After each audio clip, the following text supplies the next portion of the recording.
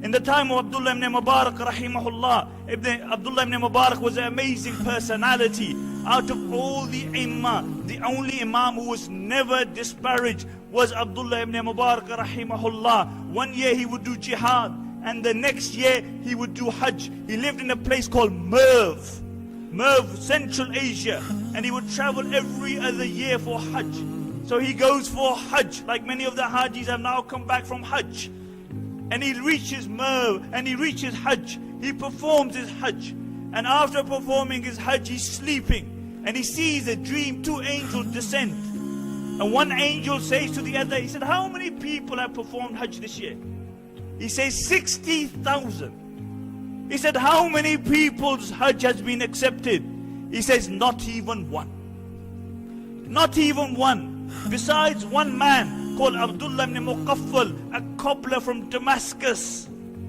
He didn't even attend the Hajj, but Allah accepted his Hajj. Abdullah ibn Mubarak rahimahullah wakes up in the morning. He's deeply concerned about this. He's shaking, he's perspiring, and he hurries to Damascus. And he reaches Damascus, and he asks the people of Damascus, do you know a man called Abdullah ibn Muqaffal? And they direct him to his house. He knocks on the door. Abdullah opens the door. He asks him name. He says, Abdullah ibn Muqaffal. He said, what's your profession? He said, I'm a cobbler. So he says to Abdullah, he said, I want to ask you a question. I saw a dream, and I want to ask you about this dream.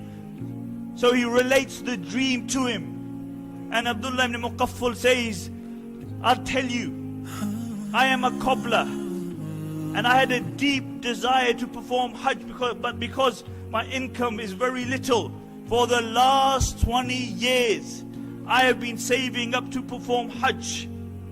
For the last 20 years, I've been saving up to perform Hajj. And this year, I had enough money to perform Hajj. And he said, my wife was pregnant. And she smelled meat from the neighbor's house. And you know, pregnant women, when they smell something, they want it there and then. So she asked me to go and ask neighbors for the meat. So I went to the neighbor's house and I knocked on the door. And the lady opened the door, and I said, my wife is pregnant and you're cooking some meat. Can I ask you for that meat? Can I ask you for that meat? And the lady said, the meat is halal for us, but it's haram for you. And Abdullah ibn Muqaffal said, how's that? Halal for you and haram for us? And the lady said that for many days my children have had nothing to eat. They've been starving.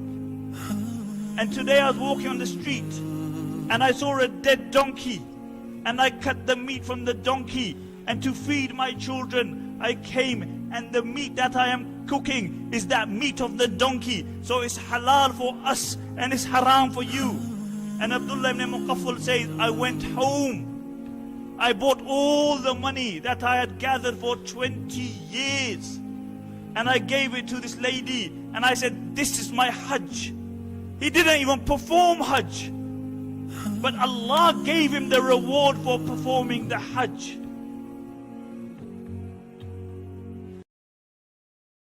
Isn't it so funny how we all walk around, never even thinking of the days under the ground, the drive and ambition taking over our lives. For this world, for the fame, for the power do we strive.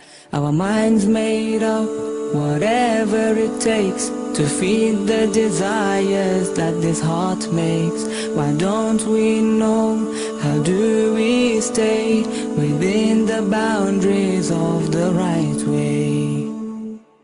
When we step out of our homes in the middle of the day, do we ever think when's the end of my stay? Someone dies in the news right in front of your face. Do we ever think when's my turn in the grave? To read all the tales of the kings of the past, do we ever think how long did it last? So let's make up our minds to do the right thing in this life. In our chants, Allah's name do we sing. Allah, Allah, Allah, Ya Allah.